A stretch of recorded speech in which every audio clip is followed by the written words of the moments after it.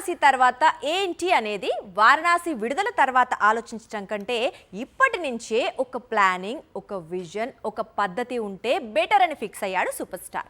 అందుకు ఒకటి కాదు, రెండు కాదు, 3 చిత్రాలను లైన్లో పెట్టాడని ఇండస్ట్రీలో జోరుగా ప్రచారం సాగుతోంది. ఇంతకీ మహేష్ను డైరెక్ట్ చేయబోతోన్న 3 దర్శకులు ఎవరో తెలుసా? వారణాసి విడుదల వరకు వెయిట్ చేయకూడదు అనుకుంటున్నాడు Mahesh Babu. Once Varanasi shooting complete అయితే ఆ వెంటనే మరో న్యూ మూవీని పట్టాలెక్కించాలనుకుంటున్నాడు. ఇందుకోసం మొదటగా మైత్రి మూవీ మేకర్స్ బ్యానర్ లో మొదటి చిత్రం చేయాలనుకుంటున్నాడు. ఇందుకోసం పలువురు దర్శకుల పేర్లు తెరపైకొచ్చాయి. అయితే ఇంతవరకు ఏదీ ఖరారు కాలేదు. వారణాసి తర్వాత మహేష్ ను డైరెక్ట్ చేసే దర్శకుల లిస్ట్ లో ప్రస్తుతం సందీప్ వంగా, సుకుమార్, బుచ్చిబాబు పేర్లు వినిపిస్తున్నాయి. అయితే వీరు ముగ్గురు కూడా కొత్త చిత్రాలతో బిజీగా ఉన్నారు. బుచ్చిబాబు ఒక్కడే జూన్ లో పెద్ద రిలీజ్ తర్వాత ఫ్రీ అవుతాడు.